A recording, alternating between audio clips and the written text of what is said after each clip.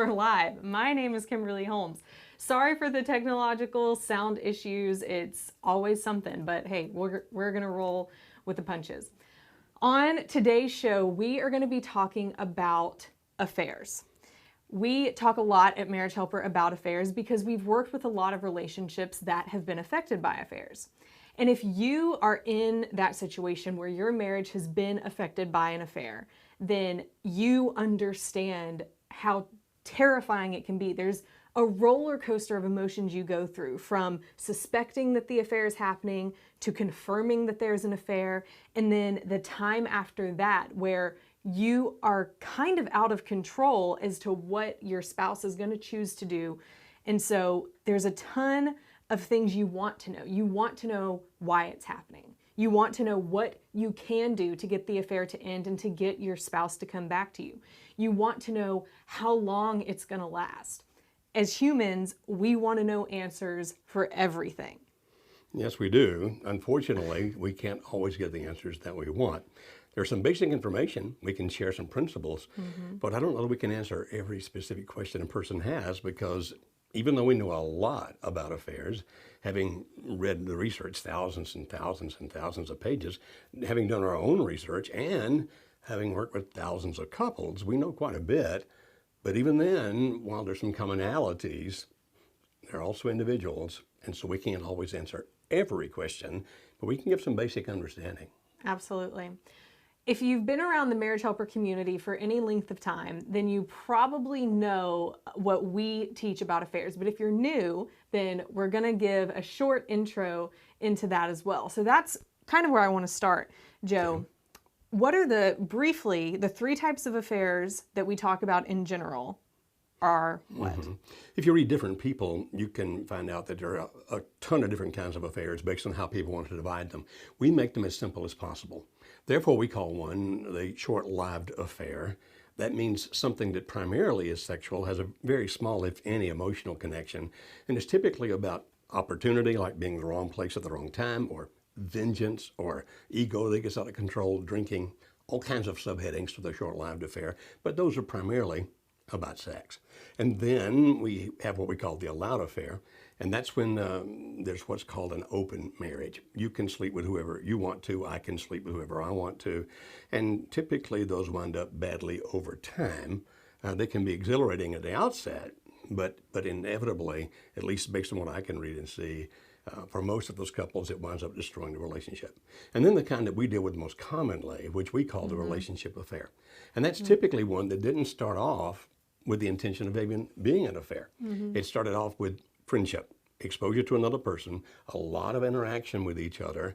The walls come down, meaning you start being self-revelatory. You start seeing inside the other person, they see inside of you. That kind of trust is developed. And after a while, it crosses a line. And then by the time it turns sexual, most of those are full-fledged, deep emotional bondings. And that's what we call the relationship affair. So that third one, that relationship affair, you'll see a lot of people refer to it as an emotional affair. Is that the same thing, or is that different? Typically, they refer to an emotional affair before it becomes sexual. Okay.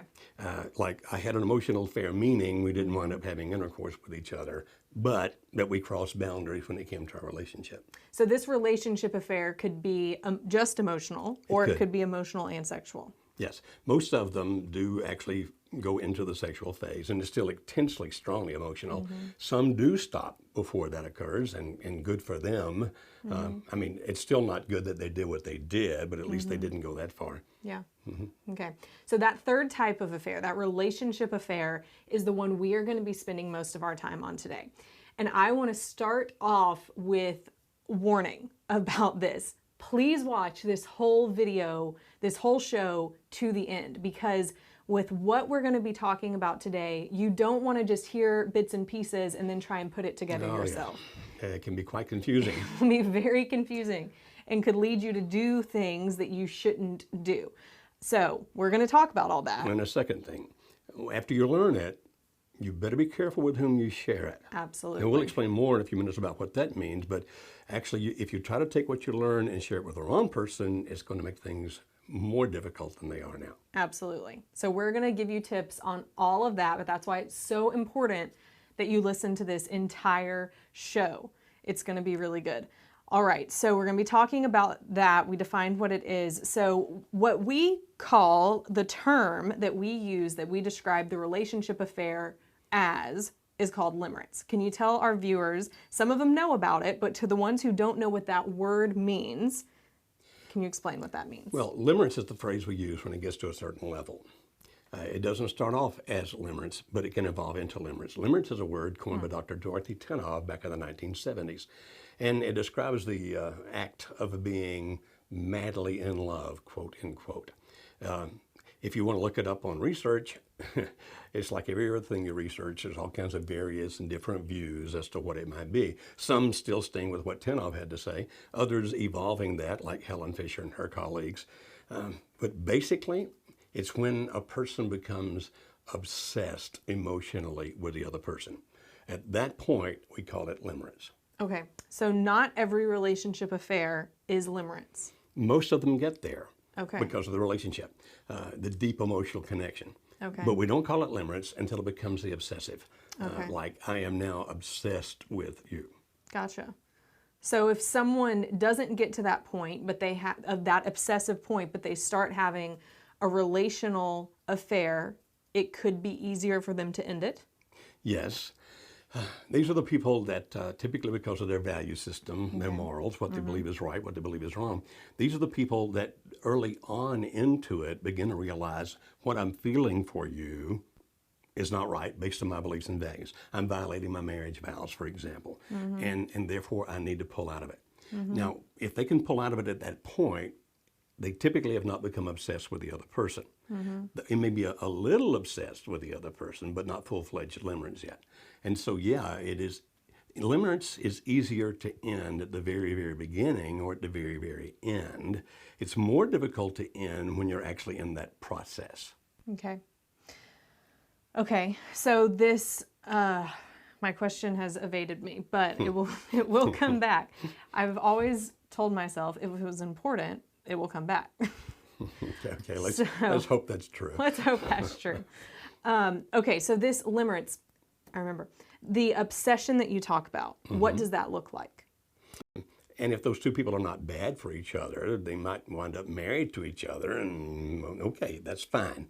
But typically, and they'll go more linear, but a person who is violating his or her belief system by being married to one, getting involved with the other, it tends, I don't know which camera to look at, I'm not being told here which camera to look at, but if it's going like this, it'll go like 3 steps forward, 2 steps back, those kinds of things as it goes up and down. And in that process, it gets stronger and stronger and stronger. Then there's phase 2, that's what we call infatuation. Phase 2 is crystallization, and in that phase, the obsessiveness really begins to show. Late phase 1, finally into phase 2. And in phase 2, there are certain characteristics. You want to mention those now, or you want to ask more questions about that? Let's not get into that just yet, but you just briefly overviewed phase 1, right? Okay. Before getting into all of these phases, so when limerence is starting, as Dr. Beam is saying, there's these 3 phases that people go into. Now, here is the warning, again, before getting into these 3 phases. It's going to be easy for you to want to get obsessive in trying to want to figure out, where is my spouse? And so here's what I want to talk about. Should people care? I mean, does it matter to know which stage is my husband or which stage is my wife in? In the sense that it helps you understand some of his or her behavior, then yes. Because it's like, okay, what's happening now is not just my spouse. People who get into this stage or phase typically act like that. And in that sense, it can be helpful because it keeps you from freaking out. Like, okay, this is known. We expect these kinds of things to occur, so I understand. But if you're trying to do it in terms of trying to figure out exactly how long everything's going to last, like for example, according to Fisher's work, Dr. Fisher, we know that limerence can last somewhere between 3 months and 48 months. It seems that most of the time it lasts 24 months or less, but from 3 months to 48 months. There can be some that are much shorter, some that are even longer, but those are extremely rare. So rare that statistically we call them an outlier. In other words, we see it, but we can't even measure it because it's so rare. The problem is when people try to figure this out saying, oh, that means there are this many months left before he or she's out of this. That's when it can be a problem because you start getting expectations that nobody should have. Like one guy actually said, wow, we're 36 months into this, only 12 more months and we're out. Probably, but you could be out tomorrow. Right. Or it could be a little longer than 12 months. So if you do it and trying to know exactly where he or she is so you can know exactly what's coming next, that's not going to work. If you want to understand the general principles of each phase so that you can at least have some understanding of why he or she's doing what he or she's doing, then that's good. Okay. But don't let it confine you. Use it as a guiding principle of this is the way it goes, but also this isn't something I need to take as an absolute guarantee.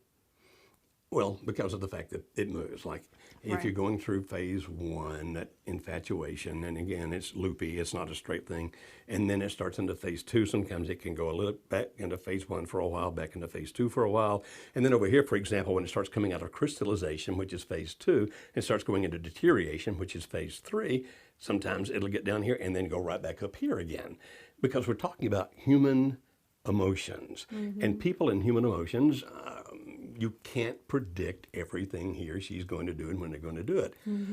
The general principle, yeah, because if you know a person is really down here in the sense that it appears to me that my husband or wife is in late deterioration, then some of the things you would do here, you would do based on the idea that they may be here, Okay. but not trying to say, okay, exactly here, exactly here, exactly here, exactly here. The general principles what you're looking for. Okay. Again, and I'm being redundant, and I apologize, so that you know that based on what he or she's doing, other people have faced the very same thing, that it's not unique just to your spouse. And to know that what you're doing is the wisest thing for you to do. Okay. Okay? All right. So we've talked about that stage 1, which is infatuation, right? All right, so in infatuation, we have the people are going into it. What are those main things to look for in infatuation? I mean, I don't know what you're saying. If you feel like your spouse is in an affair, then what are the main things that would let you know that's the stage that they're in? Or can you tell? I don't know that matters. Again, it's trying to understand that people are going to do certain things. If they're closer down here, the beginning, then they're going to make more tries to stop it if it's in violation of their beliefs and values. So, for example, if your husband or wife came to you and said, there's this woman at work, I'm beginning to pay a lot of attention to her, it's going too far, and I've told her to quit calling me, etc., then you're probably relatively early in a phase 1, and you'd want to be very supportive rather than going, what do you mean? You're terrible, awful, evil person. Because if he or she is open enough to be transparent to you they're asking for help. And if you want to save the marriage, you give help. You don't attack them. Now, as they get closer to the top of that is when they're going to be much more likely to hide it. And if you think that something's wrong, for example, there's time missing. I don't know where she is. She disappears for hours at a time. Or my husband said he was working late, but I ran into his buddies and they said, no, we all closed up shop at 5. If there's money missing, for example, I don't know where that $100 went or that $50 went. And I'm not saying you try to watch every little penny every person spends. I don't necessarily mean that. But it's like there's significant gaps here. Something's going wrong. Or if the other person begins to be extremely cold toward you, not wanting to spend any time with you whatsoever at all, then probably it's getting up closer to the crystallization phase, which means that he or she's probably not going to be open and transparent. What do you mean? If you confront them here, I know you're involved with somebody, I just don't know who it is, they're much more likely to lie because at this point they're trying to hide it. You understand? They're trying to keep you from understanding that it's going on. All right. By the way, people often say that's the thing that hurt the worst. He lied, she lied. I get that. I understand that. But what would you expect them to do? Right. If they're already crossing boundaries, Yeah. and if they're not in the early phases of it, then yeah, they're going to lie. If they get up here into phase 2, for example, you're going to see things such as they're going to start rewriting history, meaning they're not going to remember any good times with you. As a matter of fact, not everybody does this in phase 2, but most do. They're going to vilify you. They're going to be saying bad things about you to other people. They're going to be saying bad things about you to you. Everything's going to be your fault if they're up here in the phase 2. In the crystallization phase, because what's happening up here is that they're going through some psychological things to help them do something that's in violation of their beliefs and values. Meaning that they're involved with this other person, they know they shouldn't be, and therefore, because of the cognitive dissonance, and we don't need to get into all that right now, but because of the cognitive dissonance, they have to have some way to live with themselves, and so you become the problem. It's all your fault. And like I say, they don't remember good things about you at all. They tell you things like, I've never been in love with you. Back over in this phase, they may say something like, well, I love you like a sister, but I'm not in love with you. Up here, it's typically like, I've never been in love with you. I don't know why I married you, or I married you for the wrong reasons. And it'll have the reasons, by the way. And so you become the bad person. They vilify you, rewrite history, all that kind of thing. And at this point, they're almost completely obsessed with the other person. Up to 85% of their waking hours will be spent thinking about that person. They'll be remembering things they've been doing together. Not necessarily sexual things, but other things. They'll be replaying in their minds when they went to the lake together, that kind of stuff. They'll also be playing elaborate fantasies about the future, about what it's going to be like when they finally wound up with him or her, how great life's going to be when that happens. And they actually start putting details to those fantasies. And so that's why they spend up to 85% of their time thinking about the person up here. Now up here is the most intense part. You wouldn't expect that to end that fast. I mean, at that point, just like it took a while to get there, it's going to take a while to get out. And even here, they're going through all kinds of emotional ups and downs because they're hyper vigilant to the LO, the limit object. And when they think the limit object is showing favor toward them, they're in ecstasy.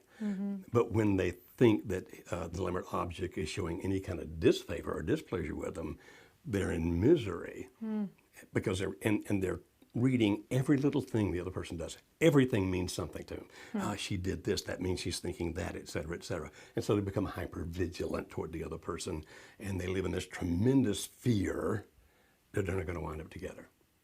And you're going to see that fear.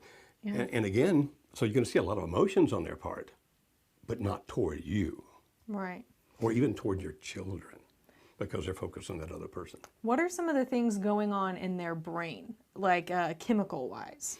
According to Fisher's work, which is interesting, they do some MRI work, actually fMRI work, functional MRIs. Dopamine's increasing dramatically, which is an ecstasy chemical, a feel-good chemical, gives me a high. Serotonin's decreasing dramatically. Serotonin is a calming chemical. So they're actually very easily agitated. The emotions are as high as they can be. And not just the good emotions. The bad emotions are almost as high. Again, that emotional roller coaster they're on because of the hypervigilance of thinking, what if he or she doesn't respond to me?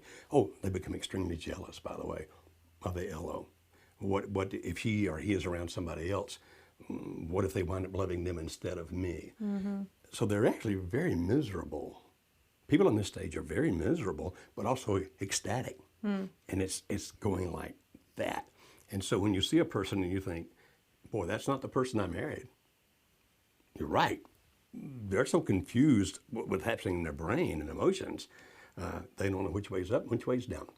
All they know is they feel really good when the other person shows them favor. They feel really bad when the other person doesn't. And that's the focus of their life. And so if you expect to use logic and reasoning with this person, it's not going to work. Nothing you say is going to make any difference to this person whatsoever. As a matter of fact, if you attack the LO, they'll defend the LO with their lives. Nobody understands him or her like I do. But you also can't use emotion with that person. In what sense? If they're very emotional at this time, the things they're feeling, all of that kind of stuff, if you come to them very emotional to try and elicit guilt or some kind of feeling to come back to you, that's not going to work either. Their emotions are focused on the LO. Right. Therefore, if they perceive you as trying to get between the two of them, you become the enemy. Even if that's a 6-year-old. Like your 6-year-old son comes to you and tries to get you to go back to mom or back to dad. You probably won't react as intensely as you would toward your spouse, who is the true enemy, in your mind, not really the enemy, but the enemy in the limerence mind. They'll react negatively toward the 6-year-old as well. You don't understand, you don't get it, you need to go away. Wow. All right, let's talk about phase 3. So phase 2 is crystallization, which basically you named it that because these are your 3 stages. No, actually, these are stages that exist in literature, but not applied necessarily to limerence. Okay. So I've applied them to limerence. Infatuation is actually applied to other kinds of love as well. And in the outset, the infatuation phase of limerence is similar to the infatuation stage of other kinds of love.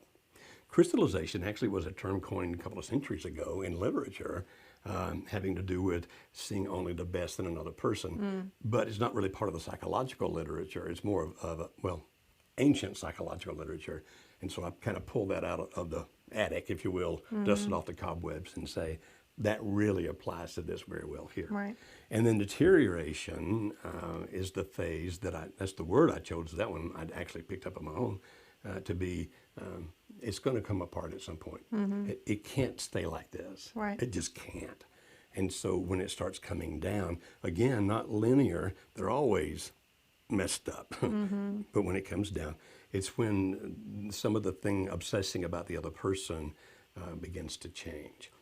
They may begin to see his or her flaws, which they couldn't up here. The other person was perfect. They will begin to see, as they get further down into phase 3, down here somewhere, what they gave up, what it cost them. Up here, they'll give up the world for them. Whatever I have to sacrifice to be with you, I will. Down here, it's, wow, I don't have the relationship with my kids I used to have because of you, or I lost my job because of you, or my reputation is gone because of you. None of that mattered up here. None of that mattered up here. I'll leave my kids for you. I'll leave my spouse for you. I'll leave my God for you. I'll leave anything for you. That's all that matters up here. But down at the end of phase 3, some of those things come back to haunt you. Okay.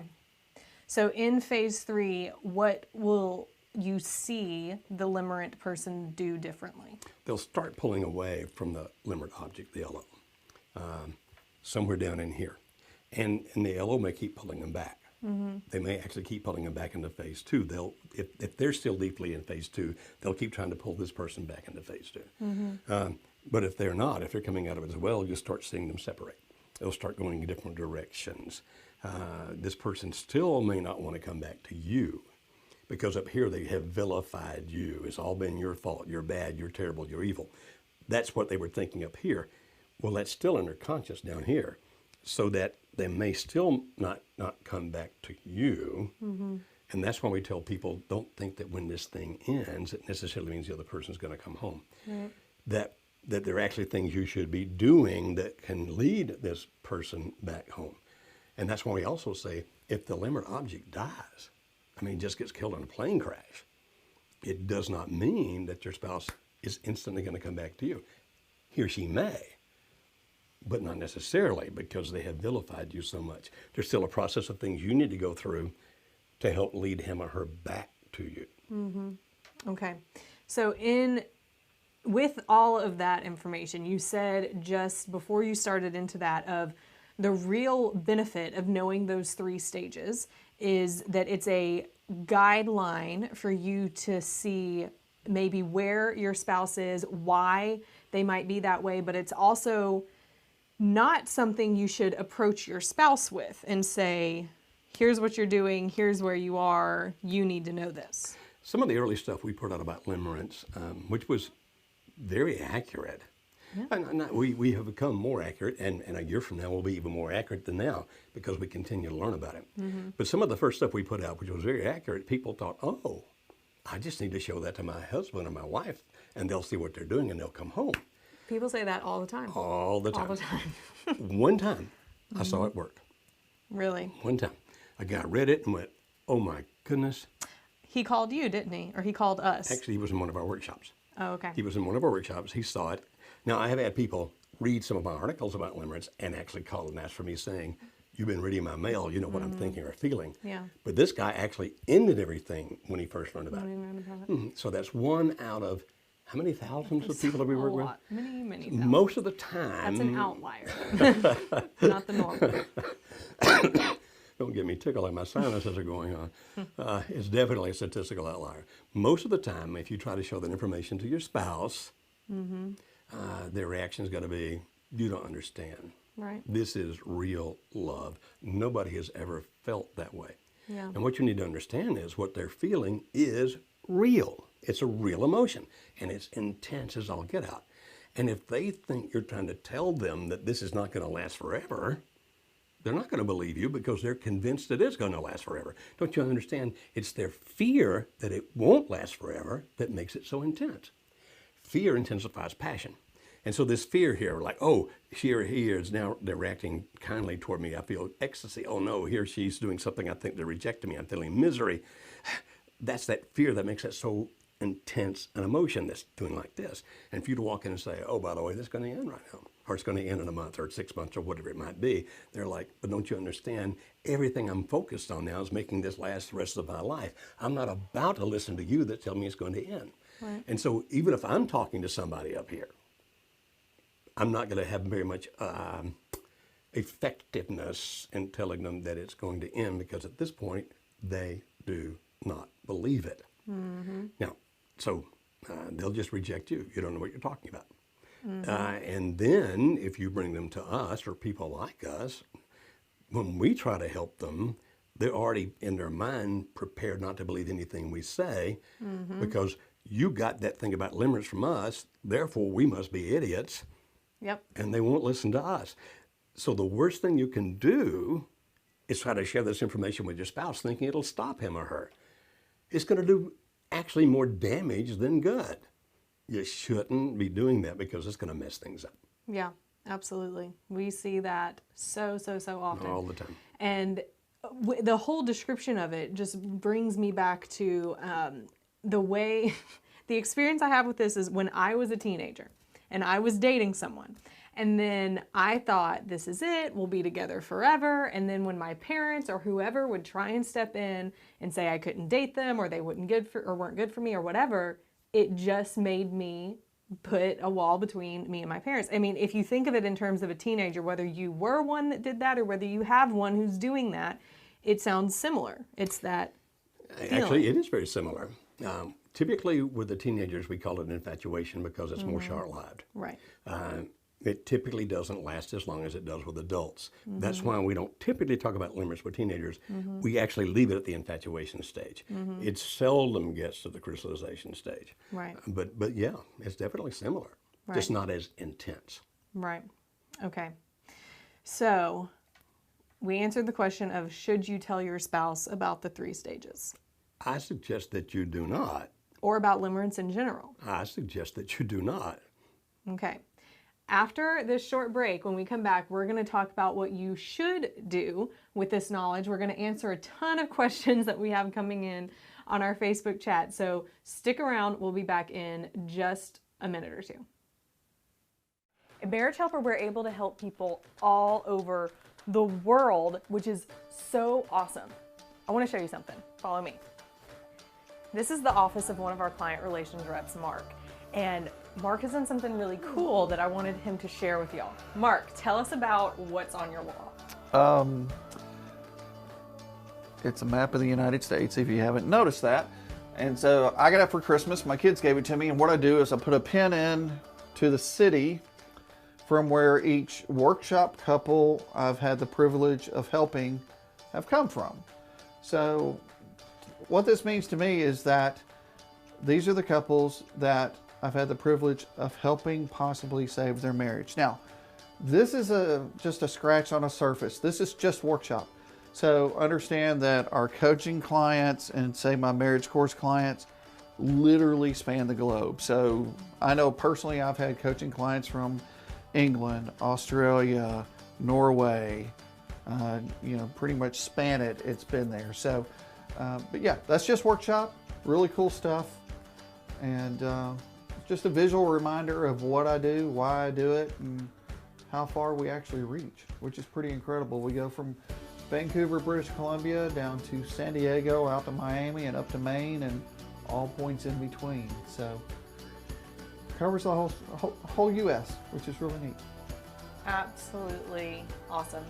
I love this. Over the past just 9 months. Right. So this is where they're all coming from. We would love to be able to help you too, whether it's through our workshop, which is amazing, and our team that Mark is on can tell you even more about that, or they can tell you about coaching if workshop isn't an option for you right now, or any of our online options as well. You can always give us a call, contact us. You can go to marriagehelper.com or give us a call at 866-903-0990, and Mark and the awesome people on his team, they'll be able to get you set up with answers, with solutions, with hope for what you need in your situation and on your journey. We hope to see you here in Nashville.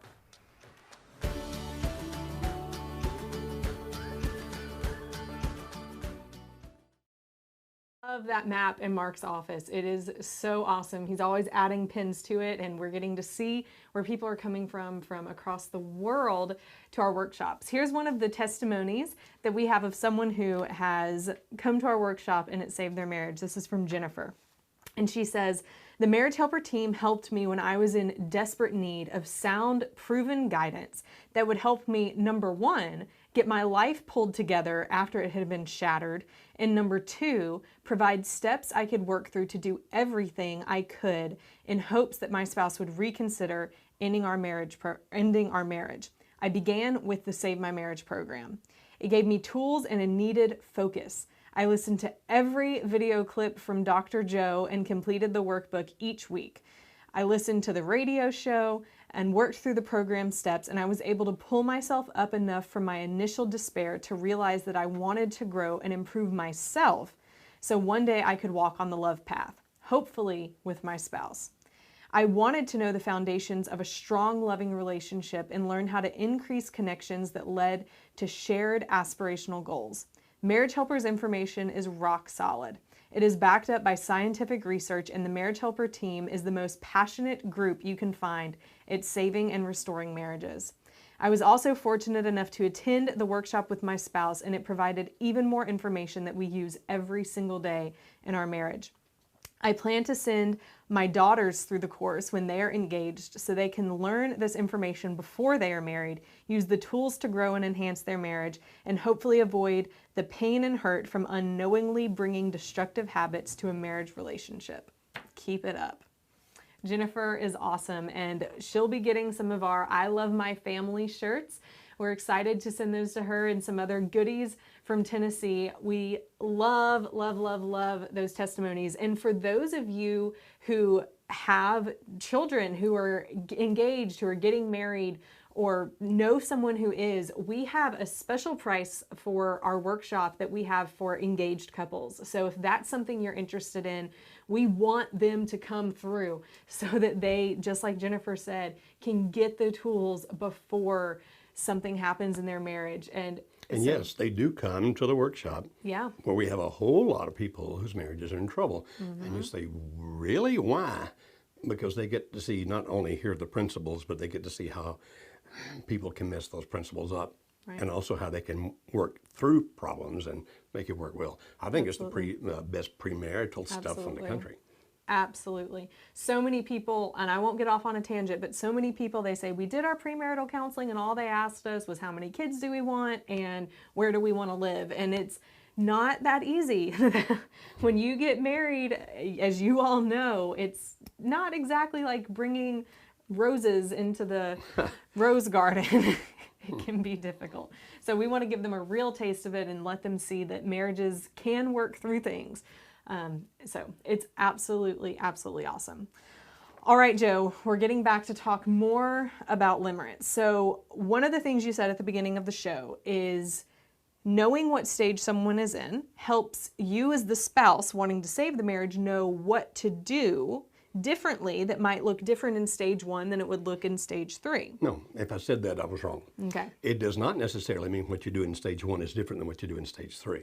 Oh, good. It's going to be that it's pretty well the same thing all the way through. It's to help you understand that what your spouse is doing is not the first time this has ever happened, and it's not just your spouse. That is a commonality of people go through this process. But you pretty well are going to be doing the same thing all the way through, which is not pushing, because when you try to push, they're going to move away from you.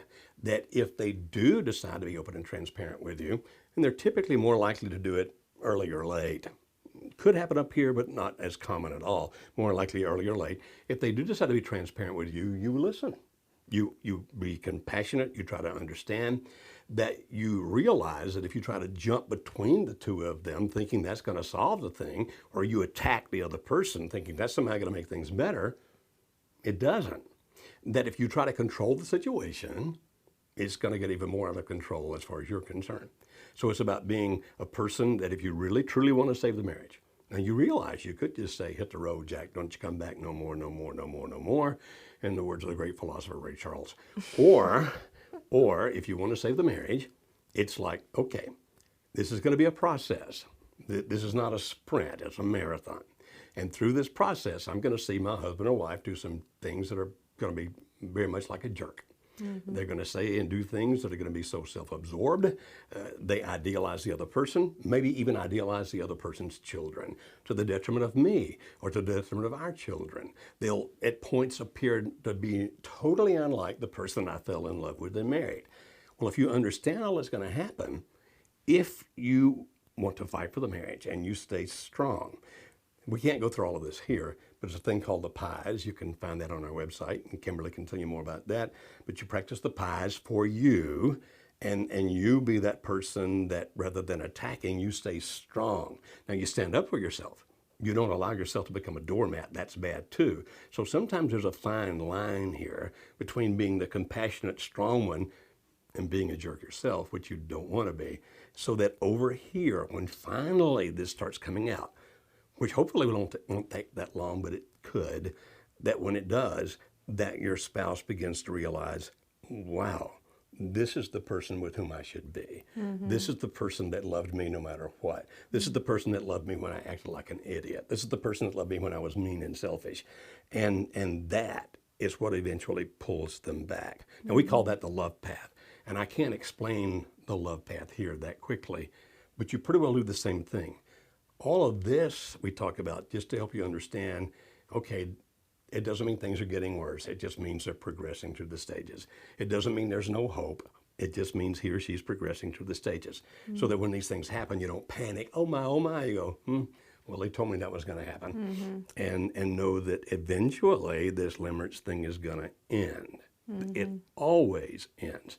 And you want to be the person that when it does, that rather than your husband or wife saying, I don't want to come back to you, that they do want to come back to you. Now, we can't guarantee that they'll come back to you because we don't lie. But I will tell you, if anything works, this does. Joe, have you read the book or know about the book, Love Must Be Tough? James Dobson? I read it like 100 years ago. Right.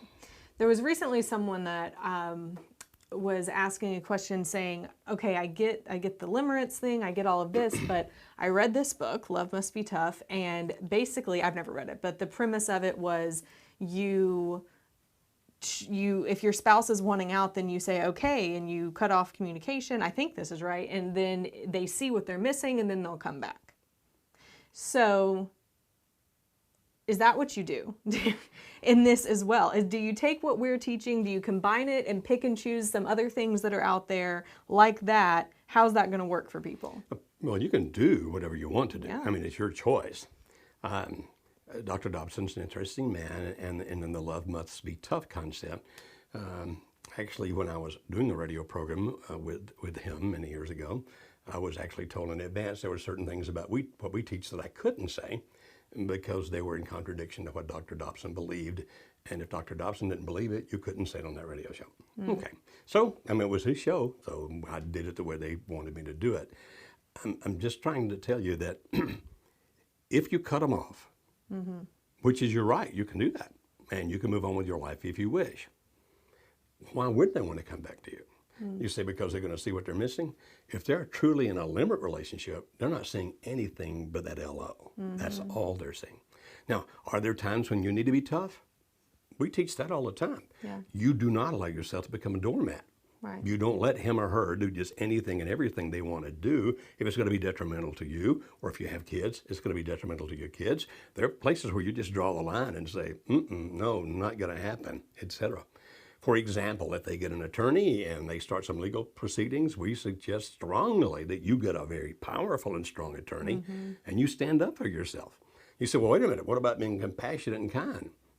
Let the attorney be the gladiator. That's what he or she's for. Let them fight. And if your spouse looks at you and says, yeah, that just proves I should have left you a long time ago because all you care about is my money or whatever else it might be, you very calmly, but strongly and gently, kindly say, I'm not the one who wants this divorce. I didn't start this. But as long as you proceed through this, my attorney's the one that I'll listen to because I know that he or she has my best interest at heart. You're still gentle, kind, but you let that attorney be powerful and strong. So are there places where you need to be tough? Yeah. But if you cut off all contact and say, go away, I think that's pretty well going to happen. That's Be careful what you wish for. Exactly. So I hope that you all are hearing this. If this is what your marriage situation is in, then there's not going to be a way you can guilt your spouse to come back. There's not going to be a way that you can cry or beg or whine or plead in just the right way or say the magical words that's going to break this thought in their mind, break these feelings, break this emotion, and just bring them running back home to you. No. That's not how it works.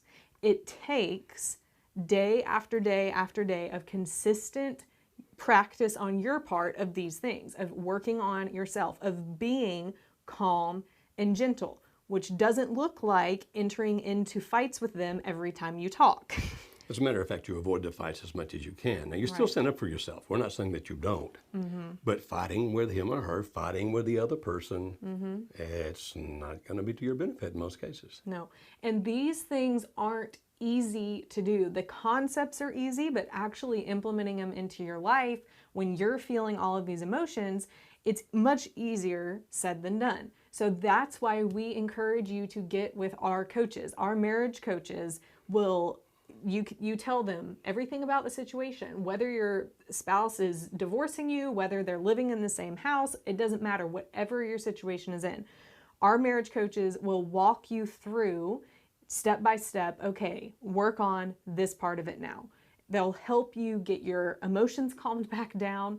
I love being able to, when I hear the people who, when they're entering into coaching and they're just so tired and they're so hopeless and just devastated because everyone, their friends, their family, their pastor has told them that this isn't going to work, to just let their spouse leave, let them be with the other person. There's nothing they can do. I just heard it again last week. And at the end of a conversation, it's, I have hope again. Thank you. And that's just the one session with our coach. And so I strongly recommend it. They will take you, we're teaching you that 80% of the foundational material, but our coaches take you that extra 20% of, okay, here's how you implement it based on your situation and where you are. And here's what you shouldn't say to your spouse. And they'll ask you questions like, okay, if you do what you're planning on doing that you just told me about, what do you expect to accomplish with that? Now, again, we're not guaranteeing you that if you use our coaches, it's automatically going to make your marriage good and everything is going to be wonderful. Right. We just keep telling you that our system, if anything works, this will. We're not going to lie to you. We're not going to claim there's a magic phrase or a magic action. Right. You can go all kinds of places on the internet, spend $49 buy a video that'll tell you exactly what to do. And if you say those words and do those things, your spouse will come running back madly in love with you. You do better off to take that $49 and give it to charity. At least then some good would come from it. Yeah, absolutely. All right, so let's get into some questions. Okay. And if you have more questions about coaching, actually, you can find out on our website. You can go to marriagehelper.com. You can call us. We don't have anything about coaching yet on our website because it's relatively, we haven't pushed it to the public until now because we have a limited amount of coaches and they're already slammed, but we are going to be doing more of that in the future. So call us if you want more information about our coaching, and you can find that number on our website, or I'll tell it to you now. It's 866-903-0033. 0990. Joe, one of the questions people ask a lot is, can limerence for the LO stop and then start again? Typically, it doesn't stop and start again. It may appear to. What I mean by that is it may stall, but it doesn't really stop. It doesn't really go away. It just stalls for a while. And that typically occurs if the person is thinking, I shouldn't do this. This is against my morals, against my values. I shouldn't be involved in this. Then it can stall for a while. Or if they get over here in a later phase and begin to see the flaws in the spouse and begin to have some troubles where they're arguing and fighting with each other, it can also stall for a while, but then restart. It doesn't truly stop, it stalls. Because once the limerence is over and then some time passes, according to the best research out there, it does not come back as limerence. The understanding of limerence and the research at this point is that it definitely can only be for one person at a time. It can't be for two people at the same time or more, just one. Now that's so obvious in the research. But the other is that once it truly ends with a person, it doesn't come back with that person. Now there might be a fantasy that comes back about how then they're just remembering the parts they like. They're not remembering the parts that were miserable and sad and hurtful. But so down here, they can actually start having some daydreams about the good parts. But it's not a reoccurrence of limerence. Typically that point is because what I'm having over here is not very fulfilling. They don't get in limerence again with that person. They're just looking for memories and not even consciously doing so, but looking for memories to where at one time though I felt good. That happens. Okay. Good answer. Some other of the questions that have come in here, they're asking, okay, so if my husband is in or my wife is in stage 2 where they're vilifying me, all these things, and because of their feelings towards me in this stage, they start the divorce proceedings, then what is it that I can do? You mentioned getting an attorney, fighting for myself, but is there anything else to focus on at that time? I typically suggest that you drag it out. Because the longer you go, the better chance you get toward the end of limerence. But in the process of dragging it out, do the things you need to do. Like we heard one lady say, oh, that his attorney keeps asking for this, but I won't give it because Dr. Beam said drag it out. Well, if it's subpoenaed by the courts or asked for, dragging it out is not violating those kinds of things. You don't want to tick the judge off at you. That's not going to do you any good. Don't do things just to aggravate the other person thinking that's going to drag it out. It just means you don't have to jump every time the other person wants you to jump. You can take your time to think things through, and do things the way that are in the best benefit for you, and drag out in that sense. Not in the sense of just ticking off everybody else involved. That's typically not a good thing. But they may actually wind up divorcing you. Now, I know you don't want to hear that, and nobody wants that to happen, but if anyone listening knows my history, and when I was in phase 2 is when I divorced my wife, Alice. Then the limerence ended, because it always does. For me, thank God, it ended before I wound up marrying the other person, and therefore I was still single. But I had so vilified Alice, I didn't come right back to her. As a matter of fact, I thought being alone still better than being with Alice, because now I'm living a lifestyle like I'd never lived before. I'm going to nightclubs, I'm drinking, I'm doing a bunch of stuff like that, which I found myself enamored of for a while. Basically, it was a way to cover my pain, but I didn't understand that, you see. But when I finally came to my senses, as it were, Alice had done all these things. Now, nobody taught Alice to do it. She just did it instinctively. She'd been strong and powerful. Her attorney stood up to me, all those kinds of things. She'd always been kind and gentle. Now, early on, she did the wrong things, like almost everybody does. But after that, she was pretty strong and even, so that eventually, when I came to my senses, it's when I called Alice and asked if she would consider the possibility of taking me back. What I mean by that is we have couples come through our workshop often who already are divorced. And they're coming to see if they can put it back together and to marry each other again. One couple had been divorced for 10 years. Another couple recently was, 8 or 9 years. So even if they wind up divorcing you when they're up here, it doesn't mean it's necessarily over. unless you choose for it to be. At any point, you can decide, I'm done. I'm going to move on with my life. And you have the right to do that. And I don't suggest you spend the next 10 years waiting for him to come back. That's not my suggestion at all. There is a point when sometimes you just accept what is, and you move on with your life. But even then, if you have learned and followed the principles that we teach, even if this relationship doesn't come back, and we truly hope this one does. We're all about restoring marriages and making marriages stronger. We're not about trying to marry you off to somebody else. We really aren't.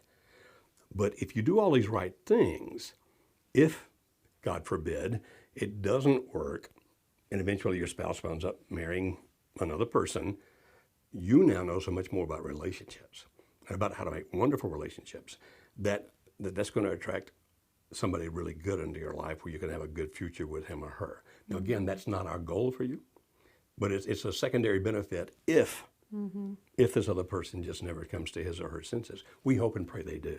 And our system is designed to help you get them to where they do.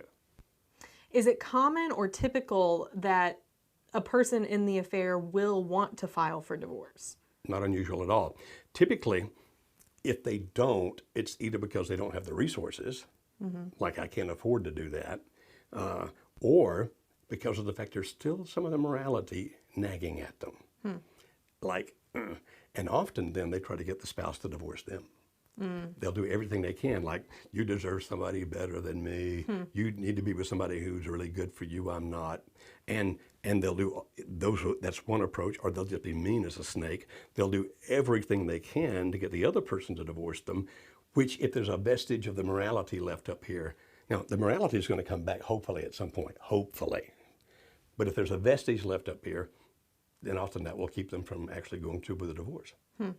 If the spouse who's in limerence starts sharing things with you, with the spouse, the standing spouse, they start sharing things, what we would call bricks, which that basically means these are things about me that I don't have to tell you, but I'm taking a chance in telling you these things about my feelings, about things that have happened to me, all of these things in a way to try and be open and transparent.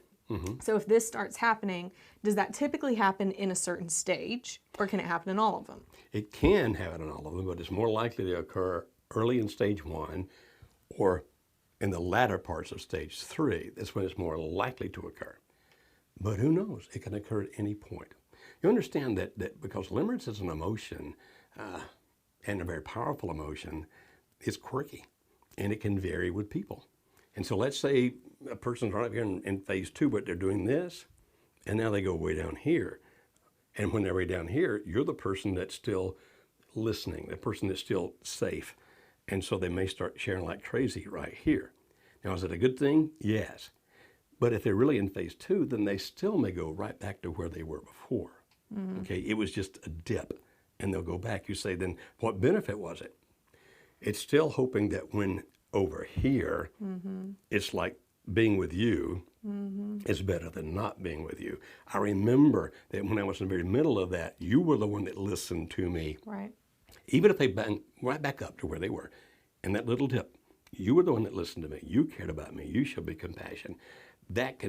I've seen that happen a lot of times, by the way, that did eventually, as this began to fade over here, lead the person back to his or her spouse. I've seen that happen a lot. And yet, understand that if it happens here, don't think, oh, okay, it's over. Here she's back. They're in a dip. But it's a dip that actually, in the advantage of the marriage in the long run, even though it's going to frustrate you when they pop right back up to where they were. Okay. So in the instance, going back to the divorce, we don't recommend that you file. If your spouse is trying to get you to file by being mean or doing things like that, we don't recommend that you take that bait. No, but again, you need to decide what's best for you. For example, if you're going to be in financial ruin if you don't, because your spouse has now gone crazy and accumulating all kinds of debt, you may have to just to protect yourself from financial things that are going to happen out there. Or if your children are in jeopardy in some fashion, I mean, there may be a reason that you need to divorce, but as a general rule, we suggest that you don't.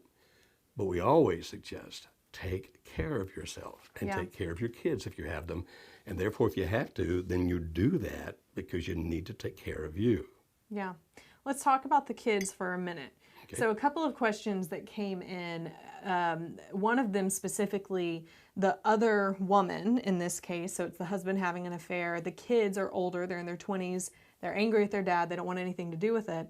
Now the other woman is emailing the children, telling them that they are treating their dad terribly, that they need to be talking to him. What should the mom's reaching out saying, what do I encourage my kids to do? Should they respond? Should I let them stay silent? How does that work? I don't think mom should be telling a 20-year-old what to do. That's a good point. Now, she can be the listening, caring. She can be the sounding board. They can bounce their ideas off of her. And you can suggest things for them to think about. But if they're in their 20s, I'd be very careful about telling them what to do. Now, if they're telling you, we don't like that woman, it really makes us angry that she's contacting us about how we should be acting toward our dad after she's the one that pulled us away. She's got no business doing that.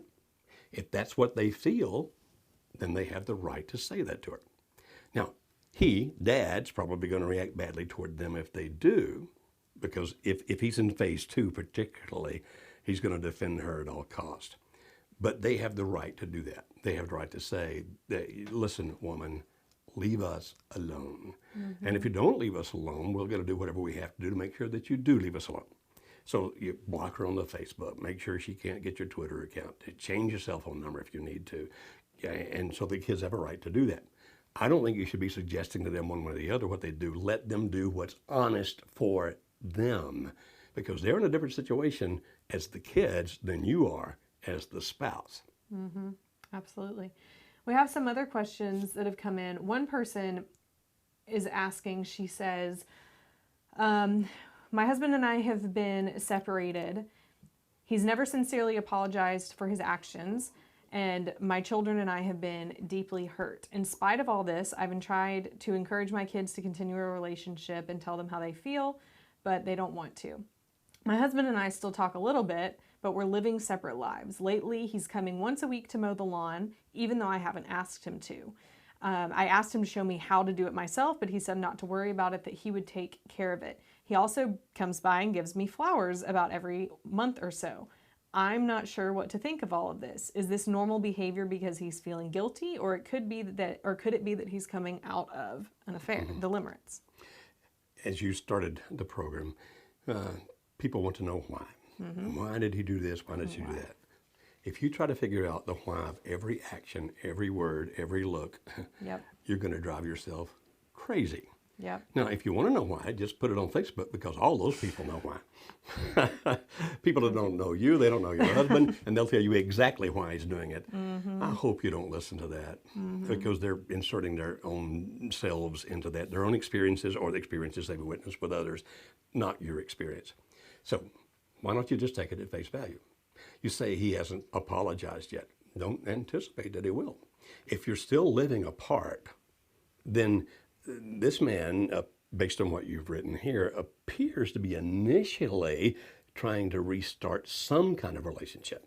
Now, I'm not saying that that means he's trying to come back and be your husband at this point. I am saying that at least he's trying to stay in your life, or the life of your kids, or both. Coming back to cut the grass. Understand that men typically, and this is not true of every man, but it's generally true of men, men typically indicate intimacy through actions, through things they do. The fact that he comes and cuts the grass for you, and you say, well, I'll cut it myself. He said, no, I'll take care of it. If you think about it in the way that men tend to think, now I can't tell you exactly about your husband because I don't know your husband, but that actually is a way of doing something for you, which is, in the way the men think, is a thing of intimacy. The fact that about once a month he brings you those flowers, the same thing. You say, but he's not saying anything. Men tend not to be as verbal. Now, some men are extremely verbal, like me, but men tend not to be as verbal. But the fact that he's doing those things, I look at that and go, awesome, I'm glad he is. Be kind, be appreciative, and maybe when he gets through cutting the grass, have some cold lemonade made and say, hey, how about some lemonade? Have it set out there under the shade tree if he doesn't like coming in the house. Have a little table out there, and maybe the next time you sit out there and drink a cup of lemonade with him, or a glass of lemonade with him. Don't try to get your kids to feel differently than what they feel. Encourage them to be honest and open with their emotions. You be their safety net, just like you're being. That's great. And when he brings you the flowers, very good. When he gives them to you, you might say something like, I think these will look really good on the dining room table. I've got just the perfect vase for it. Here, tell me what you think. Do it while he's there. You don't have to go into a conversation. You don't have to expect anything from him. What you're just doing is help it go a little further, a little further, a little further. Now you say, but I want him to come in and tell me how sorry he is for what he did. Right now you're dating again. Just a little, just a little. Think about it like that. Don't expect everything else from him. Just a little. Let it evolve. Continue to do the right things. Reinforce his behavior by positive reactions from you. And hopefully this will lead to sometimes sitting under that shade tree drinking the lemonade or cold beer if that's what he prefers. And he starts talking a little bit. Don't force it. Don't push it. Just let it happen. This seems to me to be evolving in the right direction. Don't push it. Don't push it. Let it happen. Be patient. It sounds like this guy might be worth rescuing, and this might be the first part of that.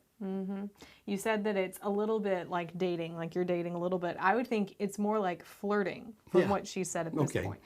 Because think about it, when someone, back when you were single, maybe with your husband, when he was flirting with you, if he were to hand you flowers, your response would not be, what are these for?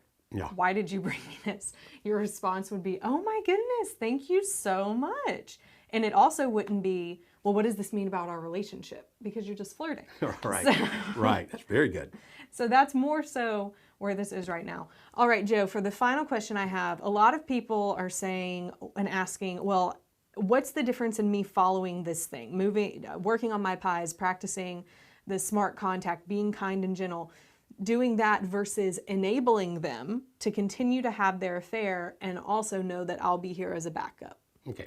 First of all, don't ever say you're always going to be there. I'm serious. Actually, one woman told me a little over a year ago, I didn't realize how much I was getting the message I was giving until he said, hey, if this other thing doesn't work out for me, I'll come back because you've made it plain you'll take me back no matter what. I don't think it's a good idea that you give that message. I'll take you back no matter what. Enabling is when you're actually doing things to help him or her do the things they're doing. Don't do that. For example, if the person's living at home with you and they're leaving every night at 10 and coming back at 1 a.m., maybe you don't tolerate that kind of behavior. Now, we don't have time to explain that in great detail here.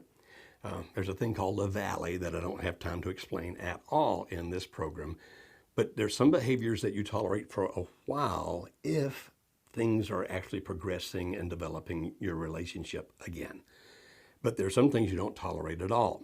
There are definitely things you draw boundaries about. This can't happen, and if it does, this is the consequence that's going to occur. There's a thing called criteria. We say this must happen, and if it doesn't, here's the negative consequence. If it does, here's the positive consequence. So we're not saying enable. We're talking about here you being a strong, powerful you that's stronger than anything he or she is doing. But we're not talking about you making it possible for them to do terrible things. We're saying that as they're doing the things they're going to do that you can't control anyway, that you continue to be that strong and powerful person. But you don't ever indicate, well, if you want to go see her, that's fine with me. I wouldn't do that unless you wanted to be over. And then say it like this, hey, if you want to go see her, fine with me. I'm out of here anyway. But not when you're doing the other things. You understand? You don't encourage or reinforce bad behavior. This is about you being the best you can be. It's not about you trying to control their behavior, either trying to stop them or to help them. They make their own decisions about that. We're talking about you making decisions about you. That's really, really good. So if you take anything away from this program, the first and most important thing is that watch the whole thing. There are so many things that we talked about, and if another part is we didn't even go into detail about every part of this that all works together into the bigger process of it. We didn't talk about smart contact. We didn't go into depth about pies. We didn't talk about the valley. There's this big system that's going on here, and we just taught you this one little sliver of it. in one part of the pie, which again is why we encourage coaching from someone who's trained in this, not from your friend down the street or the person on Facebook. People mean well, but I don't even know how to finish that sentence. They give terrible advice. They do mean well. They do, but they really mean well. And also, there's the people, again, who mean well, but they don't know how to handle these kinds of situations. So they tell you it's hopeless. And that's not what you want either. So again, we encourage you to really listen to this whole thing, to dive into the other resources we have. But before you do any type of action with it, we really encourage you to talk to someone who can know about your specific situation so that you don't end up making things worse. What's the saying? An ounce of prevention is worth a pound of cure. You don't want to have to, already in the situation you're in, to have even more cure that you have to go and try and undo. So we hope this has been really helpful for you. It was something that people always have a lot of questions about. So go back, re-watch it. Contact us if you want more information about coaching. You can call us at 866-903-0990, and we will be sure in our upcoming episodes, I want to do one about pies and one about smart contact. What do you think? I do what you say. You're the boss. I work for you. I think those would be awesome shows. Awesome shows. All right, y'all have a great rest of your week, and we'll see you here next Monday. Have a good one.